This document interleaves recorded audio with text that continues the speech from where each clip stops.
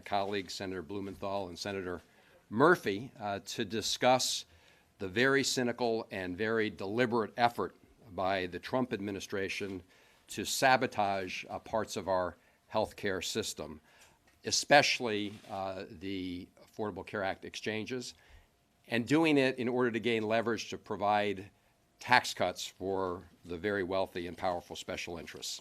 We all know that the Affordable Care Act has been a lifeline to tens of millions of our fellow Americans and provided a majority of Americans with important patient protections. We also know that the system is not perfect, especially the health insurance exchanges, and we have urged President Trump and our Republican colleagues to work with us on some very common sense improvements to those exchanges to help bring down the costs of deductibles and the costs of copays. But it's very clear that President Trump and Republicans here in Congress are not interested in improving the exchanges. They're much more focused on blowing them up. In fact, President Trump said, and I quote, "The best thing politically is to let Obamacare explode," unquote. Here's the thing. They have been doing the detonating from day one. On day one, President Trump signed an executive order that instructed all the federal agencies to take steps that undermine and disrupt the Affordable Care Act and our health care system. Specifically, they decided not to continue to enforce the shared responsibility provisions. And I want to read to you a passage from a letter from the head of Blue Cross Blue Shield, Maryland, Chet Burwell. In the state of Maryland, Blue Cross Blue Shield, which is our largest insurer, just asked for a 50% increase in premiums. But when you sit down with them and break down that increase, you find that it's primarily due to sabotage from the Trump administration. Specifically, he focused on the provision in that first executive order that undermines and stops enforcement of the shared responsibility provision, the individual mandate provision, the idea behind all insurance, which is that we're all in this together. And 20% of that 50% increase is attributed to that first action President Trump took when he signed that executive order. And in fact, when you break down their 50% increase, he told me that if you only focused on medical inflation and the intensity of the patient need in the pool, it would have been a 15% increase, not a 50% increase. And he goes on to point out as well the threats by President Trump to undermine the provisions, the cost-sharing provisions that help reduce the cost of deductibles and copays in the exchanges. Things that they say they want to do, but threaten to eliminate. And then, of course, we know that they stopped advertising to get more people to sign up, and we want to get more people, including younger people, to sign up, and they shortened the sign-up period. So what we see from day one in this administration has been this deliberate effort to sabotage our healthcare system, especially the provisions relating to the exchanges, in order to try to justify the House bill, which contains what they really want, which is $900 billion in tax breaks, including a majority of those tax breaks going to very wealthy people. Millionaires in this country will get, on average, a $50,000 annual tax cut. That is really what this is all about, while they try and cut Medicaid by over $830 billion and cut Medicare some. That's the goal that they're ultimately after, and they're willing to blow up what works in the Affordable Care Act to get it done and refuse to work with us on common sense measures to fix what can be addressed. I'm now very pleased to turn it over to somebody who's been a leader in this fight, Senator from Connecticut, Senator Blumenthal. Thank you. Thanks to Senator Van Hollen and to my colleague, Senator Murphy. Both have been leaders, very steadfast and aggressive in this effort. Unlike the mantra of the healthcare profession, first, do no harm, the Trump administration is set on harm as both cause and effect of its craven political strategy. Sabotage is the operative word. Sabotage is the political strategy and the clear purpose of everything that the Trump administration is doing. Rather than first helping and doing no harm, the Trump administration is peddling fake news and falsehoods to cause the ACA to explode and implode, and they are doing, in fact, nothing to fix it or help it or improve it. Their fake news is designed to destroy it. And Senator Van Hollen has given you some very good examples. We see it in Connecticut. Millions of people across the country, and many in Connecticut, are the victims of this first do harm strategy. The doubts about the individual mandate are causing some of our insurers to have uncertainty about the future of the program and may well abandon it as a result. People are declining to go into it as a result, and it is a cause and effect vicious circle. The real impact on Connecticut will be seen ultimately in the lives of people who lack health care that they desperately need. Rising premiums and prices are an inevitable result. If there's a lack of competition, there clearly are ways to increase competitors in the exchanges, but the Trump policies are designed to discourage insurers from joining rather than giving them incentives or encouragement to do so. And the fake news that they are using and the falsehoods they are peddling involve women's health care particularly. At the start of Women's Health Care Week, Donald Trump said he wanted women to have better health care. How's he doing that? He's supporting policies to defund Planned Parenthood with the falsehood that that kind of health care can be provided by community health centers instead of Planned Parenthood. We know that's false. In fact, 60% of the federal community health centers nationwide reported offering contraceptive care to at least 10 women per year. Only 60% of them are able to do it. And they simply cannot fill the important role that Planned Parenthood does. So defunding Planned Parenthood is doing harm first rather than helping this system. Even if the Trump administration has embarked on a policy that is deeply flawed and deceptive, it should at least avoid harming people as a first step. And that's what it is doing by peddling fake news, discouraging and debilitating this program, even as it seeks to repeal and destroy it. I now want to turn to my great colleague, Chris Murphy. Thank you very much, Senator Blumenthal. Thank you to Senator Van Hollen for bringing us together today. Every single day, Donald Trump is working to destroy the American healthcare system as political retribution against Democrats for opposing his plan to strip healthcare away from 24 million people, and as leverage to try to push through an American Healthcare Act that everybody in this country hates.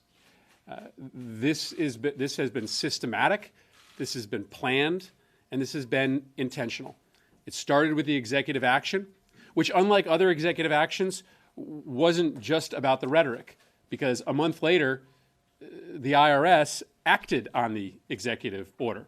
The IRS announced that it was no longer going to enforce the individual mandate clause of the Affordable Care Act, which Senator Van Hollen mentioned has led to rate increases all across the country.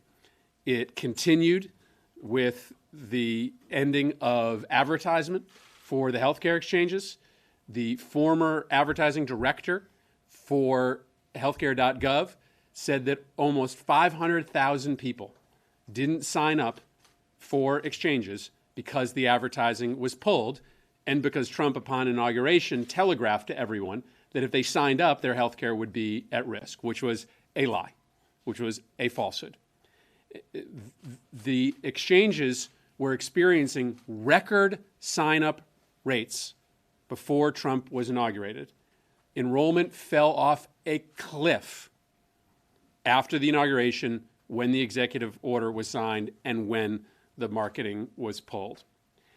So to the extent that insurance companies are thinking about increasing rates or rethinking their participation in the markets, the sole cause of that harm to consumers is Trump's effort to undermine and sabotage the Affordable Care Act.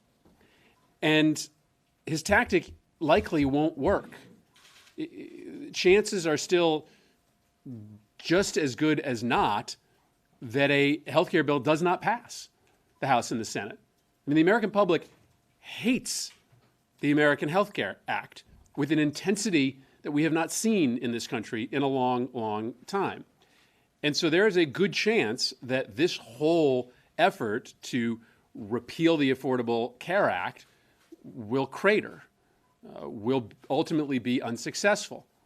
The Affordable Care Act will remain, but it will be much weaker because of all of these efforts that the Trump administration has taken.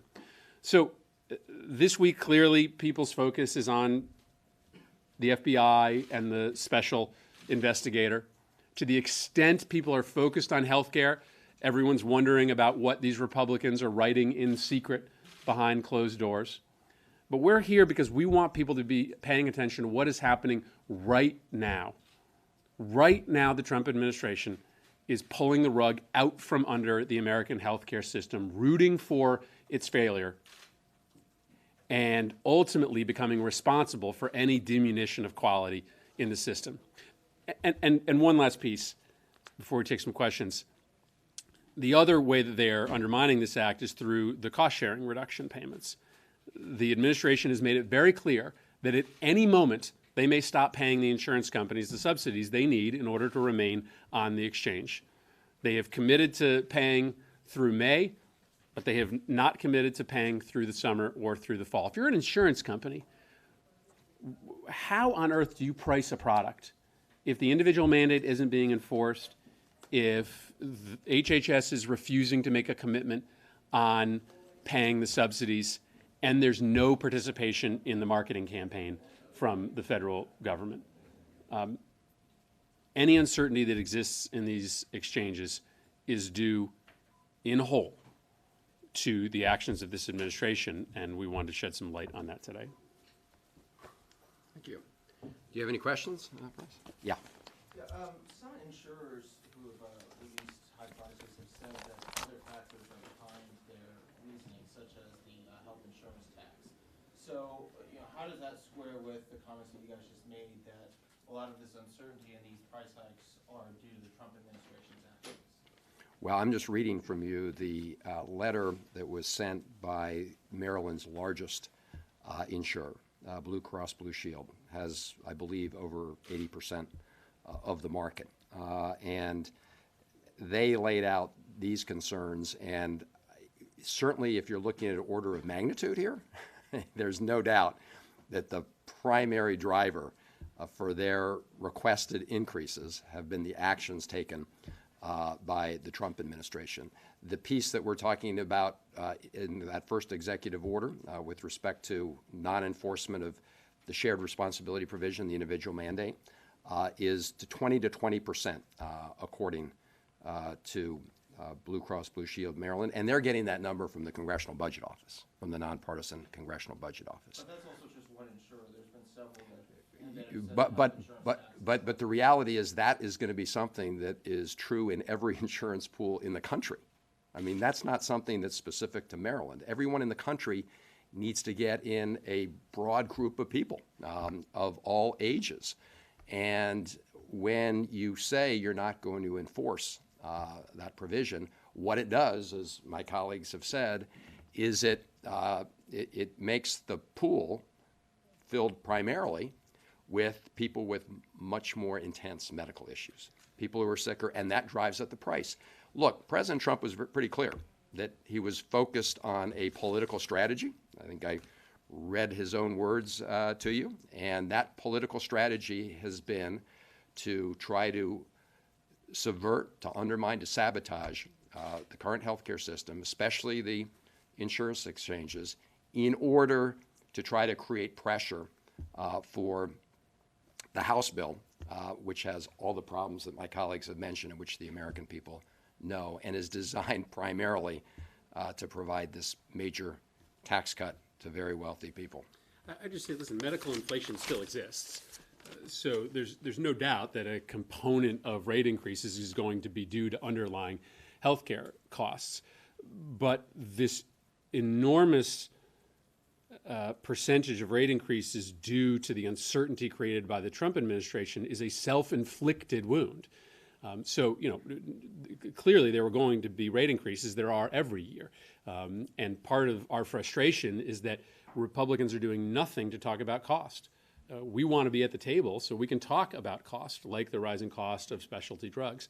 But so, yes, I mean, there are other reasons for the rate increases, but a big portion of these rate increases is due to the uncertainty and the sabotage of the Trump administration. And, you know, our argument is that there's no reason for it. There are other reasons for the rate increases, and there are also ways that the Affordable Care Act needs to be improved. We're not here to say that the current law is perfect, but the Trump administration has embarked on a path of purposeful destruction. A lot of what Donald Trump does is impulsive and unplanned. What we have here is a brazen strategy of inflicting wounds and doing harm, so that even when and if a new law fails to pass, this system will be drastically weaker as a result. And that is a profound disservice to the American people. And there may be flaws that need to be corrected. There undoubtedly are. Inflation in medical costs, the need for more competition in the exchanges, the other kinds of regulatory barriers that need to be addressed. There are a slew of changes that can and should be made to improve this law. But repealing it is no answer, and this drip by drip purposeful destruction is going to leave American healthcare weaker. And the great enemy, as you may know, the great enemy in business is uncertainty and unpredictability. The inability to plan is the great adversary for most businesses, and that's part of what Trump is purposefully sowing. Yeah. Can I ask your reaction? Yesterday, CMS talked about opening HHS more to private brokers. You don't have to go to healthcare.gov next year to sign up. Like people get subsidized plans off that exchange, and like kind of getting government out of that. I was kind of curious, do you guys see that as part of this issue here? Part of the strategy? I'll have to look at the details of that. My colleagues may want to comment, but look, I have to look at the specifics there. But what we do know from everything we've seen from the Trump administration, as we say, starting the first day, has been an effort to sabotage the exchanges. I do want to point out that most Americans get their health care through their employer. The overwhelming number of Americans get their health care through the employer.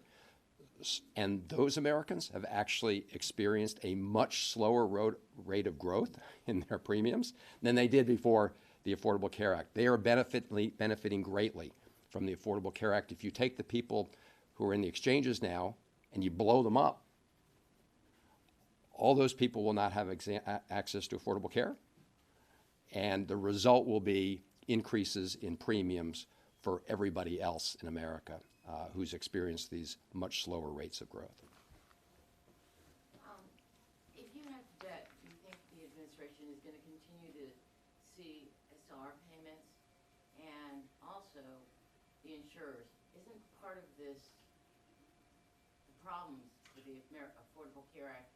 Can't you lay the blame on the insurers who are so risk averse and always so wishy-washy and been looking to find ways to get out of the exchanges? Can't you lay some of the blame at their feet? Well, I think the administration is being very cunning in their strategy on risk payments. They know that if they were to outright pull the payments, many of the exchanges would fall apart, and the responsibility would be clearly on the shoulders of Donald Trump. So instead, they are creating intentional uncertainty about the payments without committing to end them in the hopes that insurers will leave. So this is why we believe this is a very thoughtful, intentional, and planned assault on the Affordable Care Act, because they know if they stopped making these payments, everyone would understand who was to blame. So they are trying to create this in-between strategy. Again, the polling tells you that everybody knows what's happening here. The polling tells you that Americans know that that if the exchanges become weaker, if the protections under the Affordable Care Act winnow, it's the Trump administration that's done it. None of us are inclined to be leaning over backwards with sympathy for the insurers. But clearly the administration has put them in an impossible situation. They're businesses, and they need to calculate in advance the numbers and make the numbers work. And the administration has been too clever by half, because the American people are going to see through this sabotage. They broke it, they own it. And the insurers, in the end, will be our allies in making the American people aware of this extraordinary, well-calculated, and malevolent effort to deprive them of health care. One more?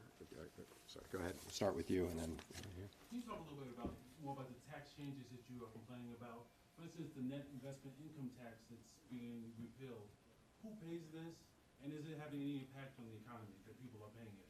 Yeah, thank you.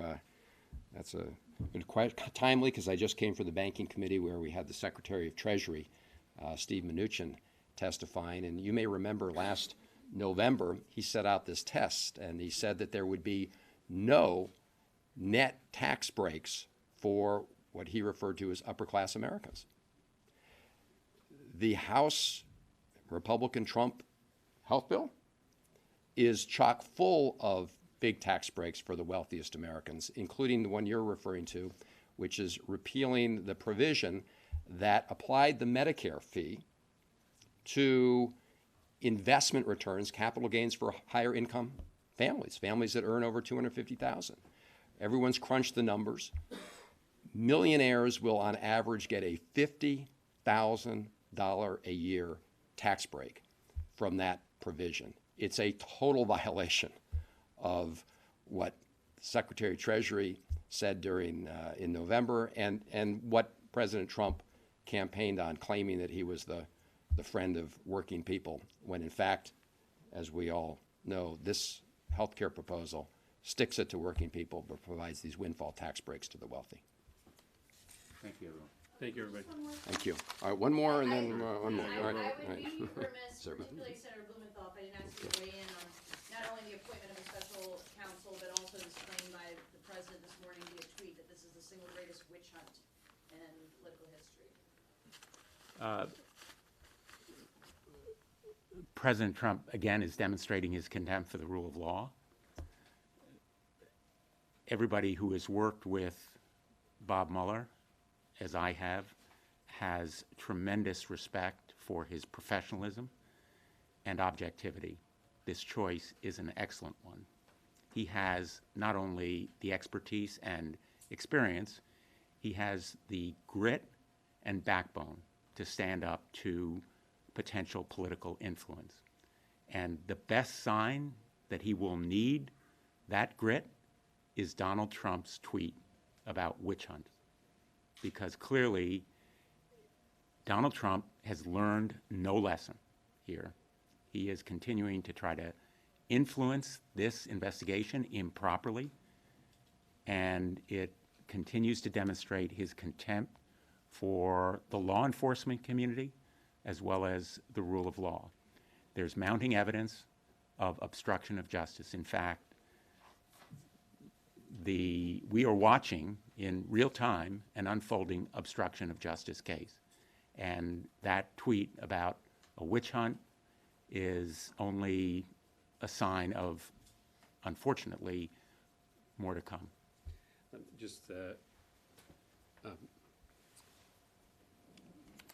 I'm amongst those that's very glad that we have a special counsel, but we still have work to do. There are legal questions that can now be pursued through the special counsel's office, but there are still constitutional questions that are in our purview, not the purview of the investigator. So our process internally is still incredibly relevant. And conversations between Comey and the president that may have violated the law, those don't just fall under the purview of the independent counsel. They ultimately may rise to the level that members of Congress need to think about recourse here as well. So I think the choice was right. I think we all need to make sure that the special counsel has the resources and has the latitude to follow the facts wherever they lead. Jeff Sessions and Donald Trump, I would imagine, will continue to try to put guardrails on this investigation, and so we have to be vigilant. But it doesn't mean that every question about the interaction between the White House and the FBI falls only under the purview of this investigation. We've got to ask some tough questions as well. And just to anticipate Rosenstein appearing before the Senate later today, this setting is completely insufficient. He needs to testify under oath in public, and so do Sessions, Comey, McGahn, all of them before the Judiciary Committee, under oath in public.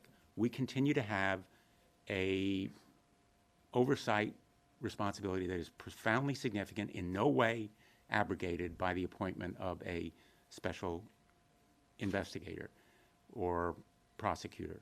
And as you know, I was the only member of the Judiciary Committee to vote against Rod Rosenstein because he refused to commit to a special prosecutor. I was one of only 6 on the floor to vote against him because he refused to commit to a special prosecutor.